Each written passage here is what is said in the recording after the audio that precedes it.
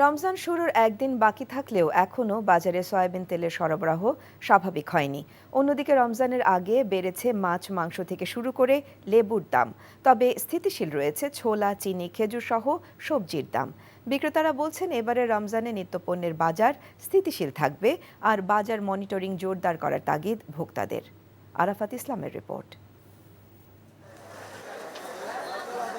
রমজান শুরুর আগে শেষ শুক্রবার হওয়ায় ছুটির দিনের বাজারে ক্রেতা উপস্থিতি তুলনামূলক বেশি ছিল, যার ফলে বেচাকেনা বাড়ার পাশাপাশি বেশ কয়েকটি পণ্যের চাহিদাও বেড়েছে। তবে সরবরাহ ঘাটতির কারণে এখনও সয়াবিন তেলের সংকট কাটেনি বলে জানান বিক্রেতারা। তেলের সংকট খালি মিটা দেবো খালি সংকট আর মিটে নাই পর্যন্ত। এখন সামনেরও যা কী হয় তাও বলতে পারি না। 2-3টা ডিস্ট্রিবিউটর সব ঘর খালি বইরে দিছে। ছোলা, চিনি, বেসন, খেজুর সহ রমজান কেন্দ্রিক নিত্যপণ্যের পর্যাপ্ত আমদানি ও সরবরাহ স্বাভাবিক থাকায় এখন পর্যন্ত বাজারে এসব নিত্যপণ্যের দাম বাড়েনি। গত বছর মনে করেন ছোলা ছিল 130 টাকা 40 টাকা, এখন সেই ছোলা হচ্ছে আপনার 105 টাকা 10 টাকা। খেসারি ছিল 140, এখন 105-10 চলতেছে। গতবার চেয়ে এবারে দামও কম, খেজুরও আছে, অ্যাভেলেবেল আছে, কোনো সমস্যা নাই, খেজুরে কোনো ঘাটতি নাই। অন্যদিকে সপ্তাহের ব্যবধানে বেড়েছে ব্রয়লার মুরগি, গরু ও খাসির মাংসের দাম। এছাড়া সব ধরনের মাছের দাম কেজিতে 50 থেকে 100 টাকা পর্যন্ত বেড়েছে।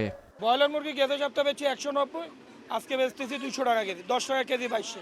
দেশি মুরগিটা কেজি 50-60 টাকা বাইশে, কেজি 670। গরুর দাম 10,000 15,000 টাকা বাইরে যায় গরু। এখন তো বাইছে মোবাইলের যুগ, সিন্ডিকেটের ব্যবসা। চাহিদা বেশি তো, মালের আমদানি কম, আবার রোজার চান রাই। গত 2 সপ্তাহে 750 করে নিচ্ছি, আজকে ম্যাক্সিমাম জায়গায় 780 যাই গেছে।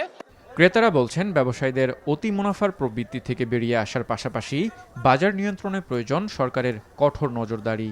রমজানকে কেন্দ্র করে আমরা বিজনেস করব, তা আমাদের সাথে বিজনেস করে আমরা সাধারণ মানুষের যে ভুক্তভোগী। রমজানে কম থাকলে সবার জন্য সুবিধা হয়।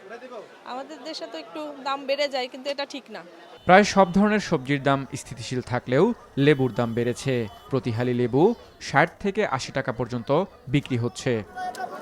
আরাফাত ইসলাম, এনটিভি নিউজ, ঢাকা।